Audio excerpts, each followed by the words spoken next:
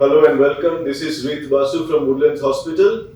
Over the past few days, there's been a renewed discussion over and concerns about Nipah virus. আমরা খবরের কাগজে পড়ছি, সব জায়গায় দেখছি about Nipah virus. There are many facts, there are many misnomers going around. We are lucky to have with us Dr. Shautik Panda. He's in charge of the critical care department of Woodlands Hospital. আমরা সরাসরি ওনার কাছে চলে যাচ্ছি। আমরা তো দেখছি একটা comparison ক্রমাগত হতে থাকছে বিটুইন কোভিড এন্ড নিপা। তো এটা সম্বন্ধে যদি বলেন, মানে তুমি কিভাবে কম্পেয়ার করা যায় in terms of say spread, in terms of how one should protect themselves? See, fundamentally, these two viruses are absolutely different viruses. So you should not be comparing apples with oranges. যদি ফ্যামিলিগত যদি ডিফারেন্সটা দেখেন এই দুটি ভাইরাসে, তাহলে Nipa belongs to প্যারামিক্সোভাইরিডি বলে একটি ফ্যামিলি, যেই ফ্যামিলির মধ্যে মামস এবং মিজলস দুই প্রজাতির ভাইরাস পাওয়া যায় এবং তার সাথে এই নিপাও আছে। আর কোভিড-19 SARS-CoV-2 এই ভাইরাস বিলং করতো করোনা ভাইরিডি ফ্যামিলি। সুতরাং ফ্যামিলিগত একটা মস্ত বড় ডিফারেন্স আছে। দুটি আরএনএ ভাইরাস, কিন্তু যেহেতু দুটি আলাদা পরিবারের ভাইরাস, সুতরাং আমরা দুটোকে এইভাবে কম্পেয়ার করতে পারবো না। আর কেস ফ্যাটালিটি যদি বলেন, তাহলেও কিন্তু অনেকটাই ডিফারেন্স আছে। নিপা ভাইরাস আমরা এতদিনে সবাই জেনে গেছি যে নিপা ভাইরাসের মারণ ক্ষমতা কোভিড-19 এর থেকেও আরো অনেক বেশি।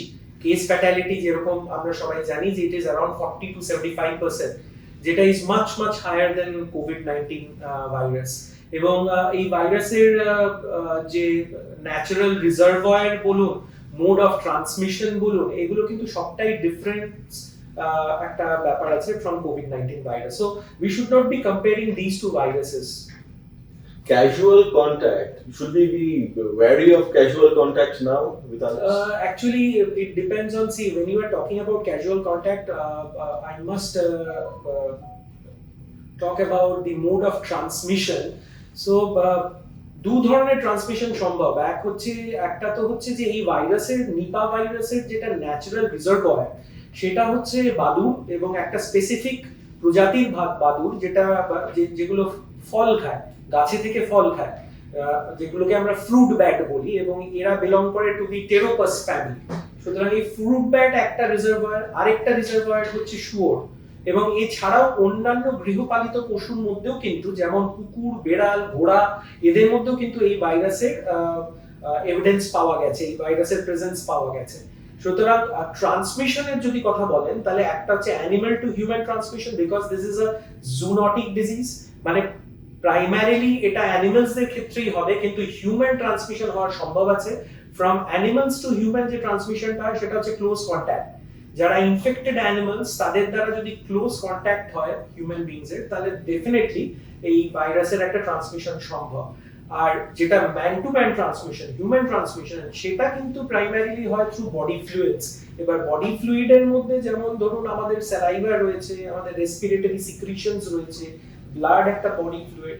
সুতরাং এগুলোর মধ্যে যদি কোনো রকম ভাবে কোনো ইনফেক্টেড ইন্ডিভিজুয়ালস এর কন্ট্যাক্টে কোনো নন ইনফেক্টেড ইন্ডিভিজুয়ালস আসে, তাহলে ডেফিনেটলি সে এফেক্টেড হতে পারে। So this are the primarily two mode of ট্রান্সমিশনস।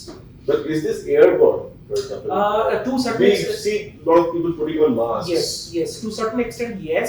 So if somebody is infected, that's why contact isolation is very important. Droplet isolation is very important. So the person has to be isolated from other family members, and one needs to have a very high index of suspicion to diagnose this particular virus, because as I told you that this is the course is very virulent.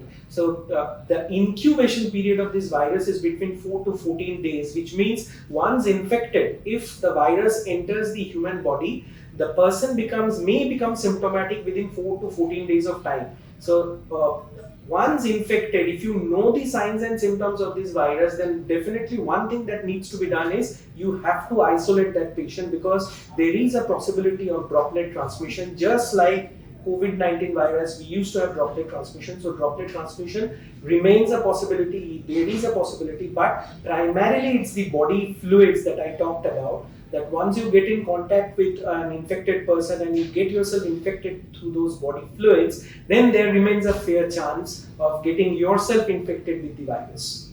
Symptoms এর প্রশ্নে আসি, কি symptoms হয় এবং কখন medical attention নেওয়া উচিত? দেখুন, সিমটমস এর মধ্যে জ্বর, গা হাত পায়ে ব্যথা, ঘাড়ে ব্যথা, মাথায় ব্যথা এবং গলার ঢোক গিলতে কষ্ট হওয়া, শ্বাসকষ্ট হওয়া, বিকজ রেসপিরেটরি সাইনস এন্ড সিমটমসও পসিবল।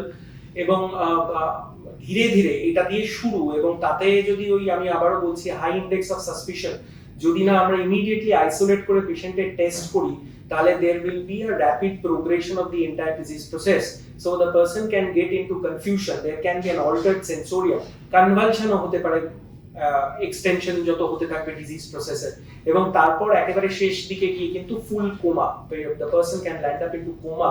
তার কারণ এই ক্ষেত্রে তখন একটা encephalitis which is inflammation of the brain, so এটা যখনই এই প্রসেসে পৌঁছে যাবেন কোনো মানুষ, তখন কিন্তু কনভালশন, কোমা এগুলো কিন্তু তখন হবে।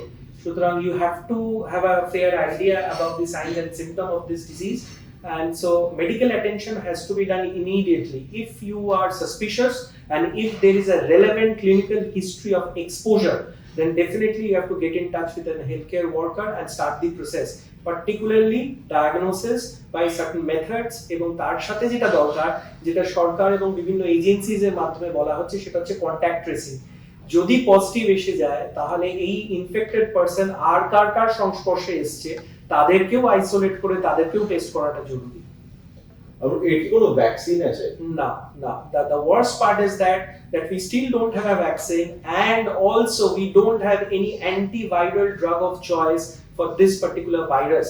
The entire treatment process is absolutely supportive. It is the organ support that you have to give for patients who are suffering from Nipah virus infection, meningoencephalitis, or even ARDS, which is a fatal respiratory complication. Patients may land up into ventilator if the Glasgow coma score falls below 8, and if there is respiratory problem, hemodynamic issues, so the patient becomes critically ill, and it's a virulent course. Within 48 to 72 hours, the patient can land up even into ventilator with multi-organ dysfunction. So it is a multi-organ support therapy, which we often call as MOST.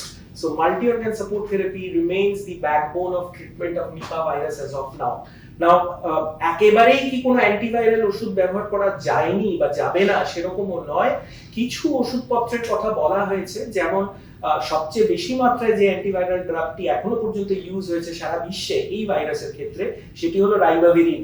কিন্তু রাইবাভিরিনের ব্যাপারে খুব strong robust evidence এখনো পর্যন্ত নেই, কিন্তু ব্যবহৃত হয়েছে। কিন্তু the mainstay of therapy still remains supportive care.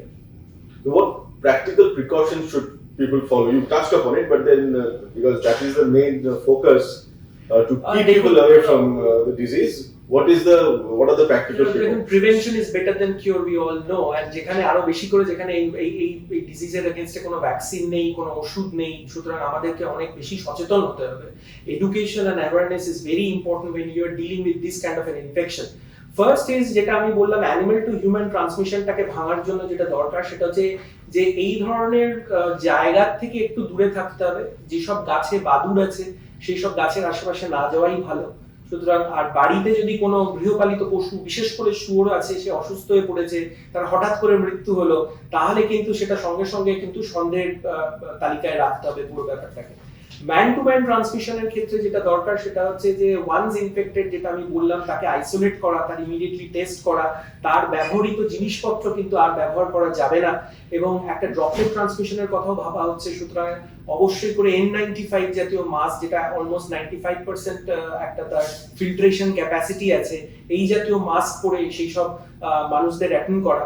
এবং হাসপাতালের ভেতরে যখন এই ধরনের রোগীরা আসেন, তখন আমাদের একটা পার্সোনাল প্রোটেক্টিভ ইকুইপমেন্ট বা পিপি এবং তার সাথে N95 মাস্ক, এগুলো পরে এইসব রোগীর যত্ন নেওয়াটা জরুরি। এবং খুব বেশি মাত্রায় কিন্তু বলবো পার্সোনাল হাইজিনের দিকে খেয়াল রাখা, পার্টিকুলারলি হ্যান্ড ওয়াশিং। এটার কিন্তু ইমেন্স ইম্পর্টেন্স নিপা ভাইরাসের ক্ষেত্রে।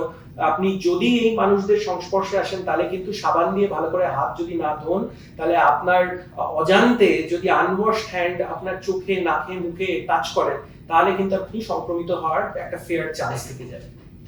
Thank you, Dr. Panda, for these clear insights.